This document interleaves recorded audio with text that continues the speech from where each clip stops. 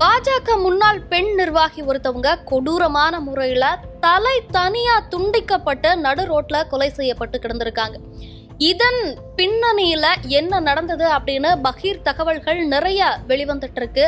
யார் இந்த பெண் நிர்வாகி, எதற்காக கொலை செய்யப்பட்டாங்க, அவங்க கொலை செய்யப்படுவதற்கு என்ன முக்கிய காரணமா இருந்தது அப்படிங்கிற மாதிரியான தகவல்களை தான் இந்த வீடியோல பார்க்க போறோம்.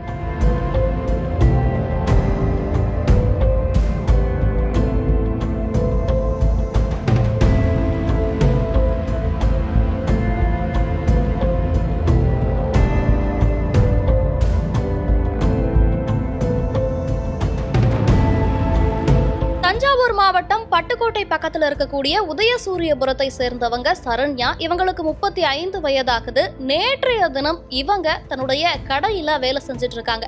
என்ன கடை அப்படின்னு பார்த்தா ஜெராக்ஸ் கடை ஒண்ணு வச்சு நடத்திட்டு வந்துட்டு இருக்காங்க. இவர் மட்டுமல்ல, இவருடைய 2 மகன்களும் கூட அந்த ஜெராக்ஸ் கடையில வேலை செஞ்சுட்டு இருந்திருக்காங்க.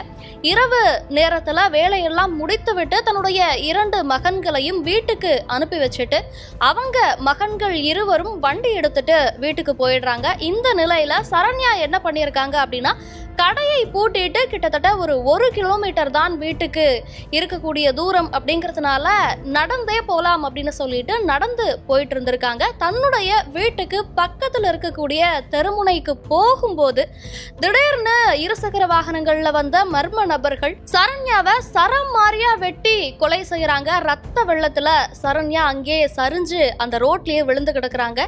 சரம் மாறியா வெட்டுறது அப்படின்னா அவங்களுடைய தலைய தனியா வெட்டி கொலை செய்யறாங்க. இதனை தொடர்ந்து அந்த மர்ம நபர்கள் அங்கிருந்து தப்பிச்சு போயிடுறாங்க. அம்மா இன்னும் வீட்டுக்கு வர காணுமே அப்படின்னு சொல்லிட்டு மகன்கள் இருவரும் தேடி வந்து பார்க்கும் போதுதான் சரண்யா நடு ரோட்ல கொலை செய்யப்பட்டு கிடந்தது தெரிய வந்திருக்கு. இதனை தொடர்ந்து காவல்துறையினருக்கு தகவல் தெரிவிக்கப்பட்டு காவல்துறையினர் சரண்யாவுடைய உடலை மீட்டு பிரேத பரிசோதனைக்காக அனுப்பி வச்சிருக்காங்க. இது மட்டுமில்ல, யார் இந்த சரண்யா அப்படின்னு பார்க்கும்போது இவங்க இதற்கு முன்பு மதுரையில வசிச்சுட்டு வந்திருக்காங்க. மதுரை தான் இவருடைய சொந்த ஊர் அப்படின்னு சொல்லப்படுது.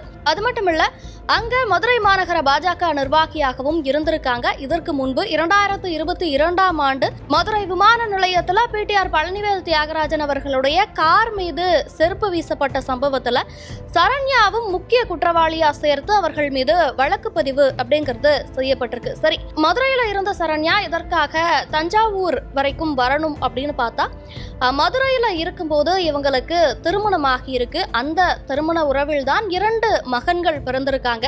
அதன் பிறகு இவருடைய முதல் கணவர் இறந்த பிறகு தன்னுடைய 2 மகன்களையும் அழைச்சிட்டு தஞ்சாவூரை சேர்ந்த பாலன் அப்படிங்கிறவரை திருமணம் செய்துக்கிட்டு தஞ்சாவூர்ல இருக்கக்கூடிய உதயசூரியபுரத்துல தனி வீடு எடுத்து தன்னுடைய குடும்பத்தோட வசிச்சுட்டு வந்திருக்காங்க. என்ஆர் டிராவல்ஸ் அப்படிங்கிற பேர்ல ஒரு டிராவல்ஸ் வச்சு நடத்திட்டு வந்திருக்கார்.